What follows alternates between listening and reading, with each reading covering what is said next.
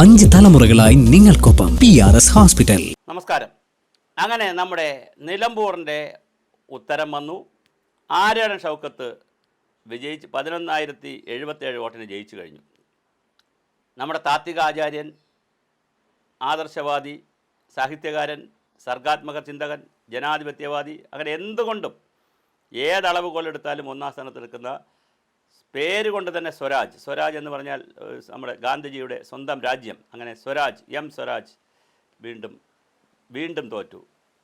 ഇങ്ങനെ കുറച്ച് ആളുകൾ ഇതിനകത്ത് കിടപ്പുണ്ട്. CPM-നകത്ത് ജയിക്ക്, സ്വരാജ്, ഇങ്ങനെ കുറേ ടീമുകളുണ്ട്. കോൺഗ്രസ്സിലുമുണ്ട് ചില ആളുകളുണ്ട്. ഇങ്ങനെ എവിടെ കൊണ്ടിട്ടാലും തോറ്റു പോകും.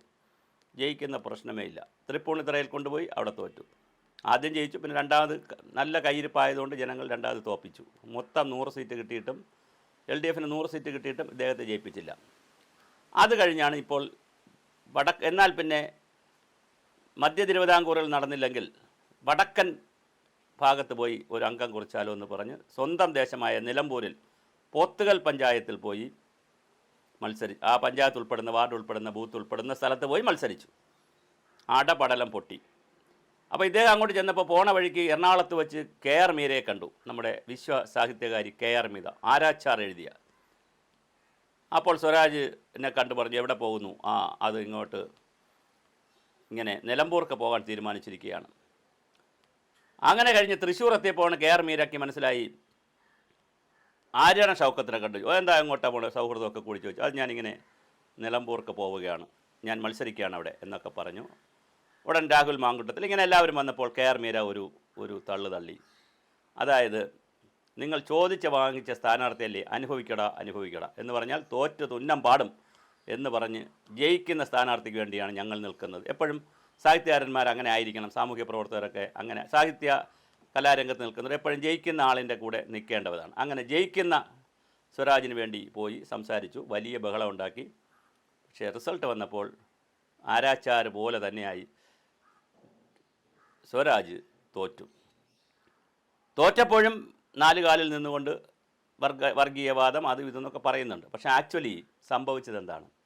ആക്ച്വലി പറഞ്ഞാൽ പ്രശ്നം വളരെ സിമ്പിളാണ്. ഭരണവിരുദ്ധമായ കുറേ കാര്യങ്ങൾ ഈ ഗവൺമെൻറ്റിനെ ആടി ഒലപ്പിച്ചു. കപ്പിത്താൻ മിടുക്കനാണ്, ക്യാപ്റ്റനാണ്. ഈ കപ്പൽ മുങ്ങില്ല സാർ. മുങ്ങി. വീണ ജോർജ് ഇപ്പോൾ എവിടെയാണെന്ന് അറിയില്ല. ആശാസമരം നടന്നതിന് ശേഷം അവരങ്ങനെ പബ്ലിക്കിലേക്കൊന്നും വരുന്നില്ല. കപ്പിത്താൻ മുങ്ങി, കപ്പലും മുങ്ങി. ഒന്ന്, ഭരണവിരുദ്ധ വികാരം. അതുപോലെ രണ്ടാമത് അൻവർ ഇക്കായുടെ ഒരു സാന്നിധ്യം. അൻവറിൻ്റെ ഒരു വലിയ ഒരു സാന്നിധ്യം, അൻവറിസം. അപ്പോൾ ഇതെല്ലാം ഇസത്തിൻ്റെ കാരണമാണല്ലോ. മോദിസം, പിണറായിസം, സതീശനിസം, അങ്ങനെ അൻവറിസം അവിടെ പ്രവർത്തിച്ചപ്പോൾ ഒരു 10-20,000 വോട്ട് അൻവർ ഇക്ക കൊണ്ടുപോയി. പിന്നെ വന്യമൃഗങ്ങൾ ഈ ഗവൺമെൻറ്റിനോട് വലിയ ബഹളമുള്ള, കാരണം എത്രയോ ഗവൺമെൻറ്റുകളുണ്ട്. VS അച്യുതാനന്ദൻ അടക്കമുള്ള വളരെ ധാർഷ്ട്യമുള്ള വലിയ മുഖത്തൊക്കെ വളരെ കുറച്ച് ചിരിയൊക്കെ വരുന്ന, ഇപ്പോൾ സുഖമില്ലാതെ കിടക്കുകയാണ്. വളരെ നല്ല കട്ടിയുള്ള ഒരു കമ്മ്യൂണിസ്റ്റുകാരനായിരുന്ന VS അച്യുതാനന്ദൻ ഭരിച്ചപ്പോൾ പോലും മൃഗങ്ങൾക്ക് ഇത്രയും ശൗര്യമില്ലായിരുന്നു. മൃഗങ്ങളെല്ലാം കൂടെ നാട്ടിലിറങ്ങി. ശശീന്ദ്ര സാറിൻ്റെ ഉറക്കവും കെടുത്തി, പിണറായിയുടെ നിലമ്പൂരിലെ ഉറക്കവും കെടുത്തി. വന്യമൃഗങ്ങളെല്ലാം കൂടി നാട്ടിലേക്ക് ഇറങ്ങി. ആശമാർ, ഈ പെണ്ണുങ്ങൾക്ക് വേറെ ഒരു ജോലിയില്ലേ എന്ന് ചോദിക്കുന്ന പോലെ സ്ത്രീകൾ, ആശമാരെല്ലാം കൂടി കേരളം മുഴുക്ക ജാഥ നടത്തി, രാപ്പകൽ യാത്ര നടത്തി. എല്ലാവരും കൂടി കടൽ വെള്ളം വരുന്നത് പോലെ അങ്ങ് നിലമ്പൂർ ഇറങ്ങി. സകല പേരോടും പറഞ്ഞു, ഒരാൾ വോട്ട് കൊടുക്കരുത് സ്വരാജിന്. വേറെ ആർക്കാണോ കൊടുത്തോളാൻ പറഞ്ഞു. SDP-ക്ക് കൊടുത്താൽ പോലും കുഴപ്പമില്ല, നോട്ടയാക്കിയാലും കുഴപ്പമില്ല, സ്വരാജിന് കൊടുക്കരുത്. ആശമാർക്ക് സന്തോഷിക്കാം. അക്ഷരം പ്രതി നിലമ്പൂരിലെ ആളുകൾ ഇത് കേട്ടു. സ്ത്രീകൾ വന്ന് പറയുന്നതല്ലേ, എങ്ങനെയാണ് അവരുടെ അനുഭവങ്ങൾ പറയുന്നതല്ലേ, അത് കേട്ടു. അങ്ങനെ അടുത്തൊരു വിഷയം വന്നു. വീണ്ടും വെറുതെ ഇരുന്നില്ല. വർഗീയവാദം എന്ന് പറഞ്ഞ് മുസ്ലിങ്ങൾ ഒക്കെ വർഗീയവാദികളാണെന്ന് പറഞ്ഞ് അവരുടെ ഒരു അസ്തിത്വത്തെ ചോദ്യം ചെയ്തു. അവിടെയൊന്നും തീർന്നില്ല. ഇതൊക്കെയാണെങ്കിൽ സ്വരാജ് ജയിക്കും എന്നൊരവസ്ഥ വന്നപ്പോൾ ഇങ്ങനെയൊക്കെ ഒരുപാട് ആൻറ്റി ഇൻകംബൻസും ഭരണവിരുദ്ധ വികാരവും ഈ മൃഗങ്ങളുടെ ശല്യവും ആശമാരുടെ ശല്യവും ഇതിങ്ങനെ ശല്യങ്ങളുടെ ഒരു ബഹളത്തിൻ്റെ ഇടയിലും ഒരു IB റിപ്പോർട്ട് വന്നു, സ്വരാജ് ജയിക്കുമെന്നും. ഗോവിന്ദമാഷ് വെറുതെ ഇരിക്കുമോ? പാർട്ടിയിൽ അങ്ങനെയാണല്ലോ എപ്പോഴും. ഗോവിന്ദമാഷ് ഉടനെ തന്നെ വിചാരിച്ചു, അഭിലാഷ് മോഹനെ വിളിച്ച് പറഞ്ഞു, എനിക്ക് ഇപ്പം തന്നെ അഭിമുഖം വേണമെന്ന് പറഞ്ഞു. അഭിലാഷ് മോഹൻ മോഹൻ മാതൃഭൂമി, അദ്ദേഹത്തിന് എന്തോ അവാർഡ് കിട്ടിയെന്ന് പറയുന്നു. അഭിലാഷ് മോഹൻ ഉടൻ തന്നെ തയ്യാറാവുന്നു. മുൻകൂട്ടി തയ്യാറാക്കിയ ചോദ്യങ്ങൾ നേരിട്ട് ചോദിക്കാതെ ഗോവിന്ദൻ മാഷിനെ ട്രാപ്പ് ചെയ്യുന്നു. അങ്ങനെ ട്രാപ്പിൽ വീഴുന്ന ആളൊന്നും അല്ല അദ്ദേഹം. എന്നാലും അദ്ദേഹം പറഞ്ഞു, RSSുമായി ഞങ്ങൾക്ക് അടിയന്തരാവസ്ഥ കാലത്ത് ബന്ധമുണ്ട്.